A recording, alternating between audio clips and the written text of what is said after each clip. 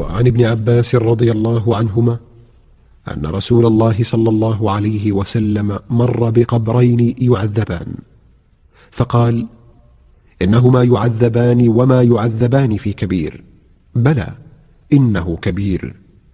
أما أحدهما فكان يمشي بالنميمة، وأما الآخر فكان لا يستتر من بوله. رواه البخاري.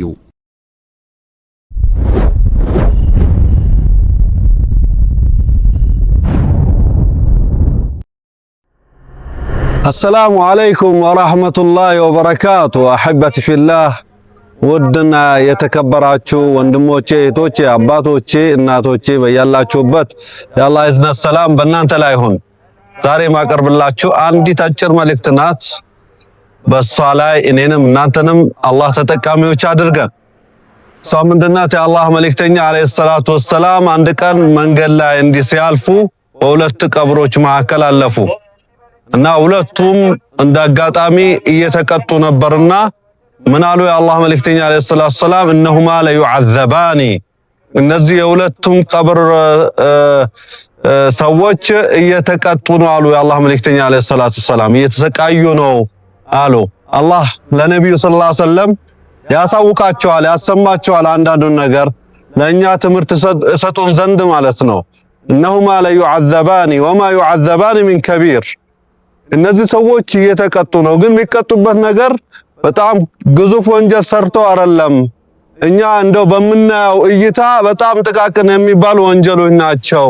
እነሁማ ለከቢር ያኒ ትልቆች ናቸው፣ ግን እኛ በመናየው እይታችን ጥቃቅን የሚባሉ ወንጀሎች ናቸው፣ እንደ ቀላል የሚታይ ወንጀሎች ናቸው።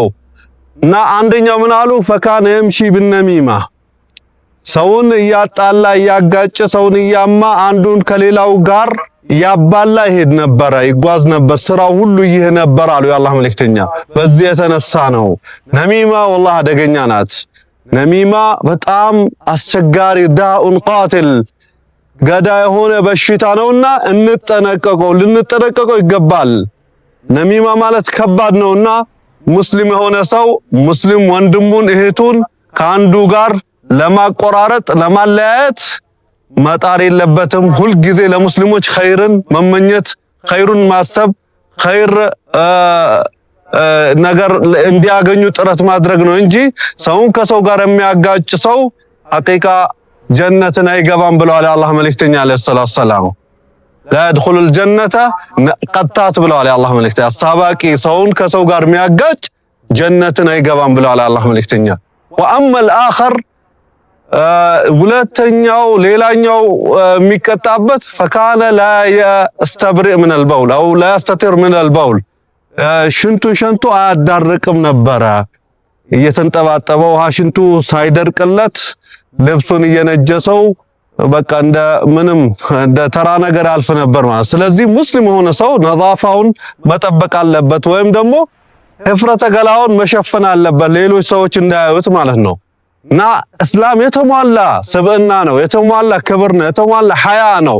በዚህ ላይ ልንጠቀምበት ይገባል። አላህ Subhanahu Wa Ta'ala ሐያውን ከሚጠቀሙ ሰዎች አላህ ያድርገን። አላህ ለኸይር ወፍቀን። ወቢላሂ ተውፊቅ ወሰዳድ والله الهادي إلى سبيل الرشاد والسلام عليكم ورحمة الله وبركاته.